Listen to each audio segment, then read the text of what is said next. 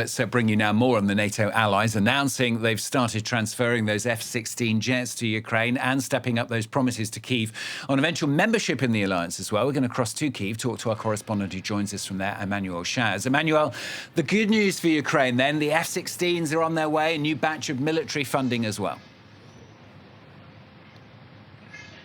Absolutely, and it's been long awaited, much awaited here in Kyiv, this delivery of fighter jets, of F-16s. There's several dozens that were pledged together by Denmark and the Netherlands, and the first of those pledged fighter jets are on their way, according to Antony Blinken. However, it's been, as I was saying, long awaited. There's been over 18 months of wait for Kyiv, with President Volodymyr Zelensky warning just a few days ago in Washington that in order to be effective, such fighter jets should be delivered in number of at least 128 to try and match Russia's air force, which is believed to be at around 300 planes. So, of course, this is a relief here for Kyiv to finally receive the planes that had been pledged such a long time ago. We also heard Norway announcing that it would deliver six additional F-16. They had promised to deliver some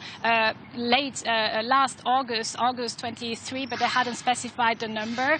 So those will add up to the ones being sent by Denmark, being sent by the Netherlands. But of course, Volodymyr Zelensky is in Washington for one thing, and is to ask for more equipment, more fighter jets to be delivered in Ukraine.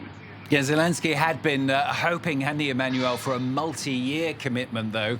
It wasn't forthcoming.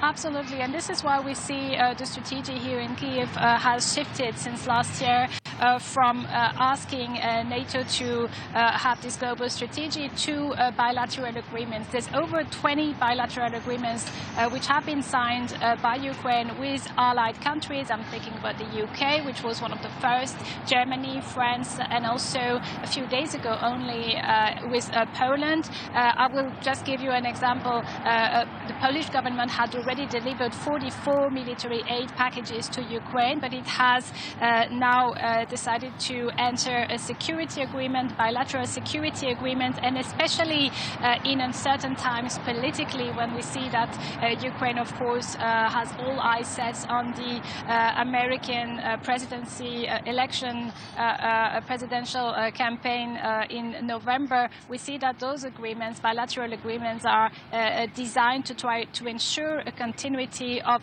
aid being delivered, military aid being delivered to Ukraine. And we see, for example, that Keir Starmer, the new British Prime Minister, has reassured Volodymyr Zelensky. He said that from now on, the UK would deliver will support Ukraine with 3 billion euros of aid every year for as long as it takes. So those are the kinds of agreements that make up for the lack of full strategy, full commitment by the NATO member countries. Emmanuel Chaz there joining us live from Kyiv. Thanks very much.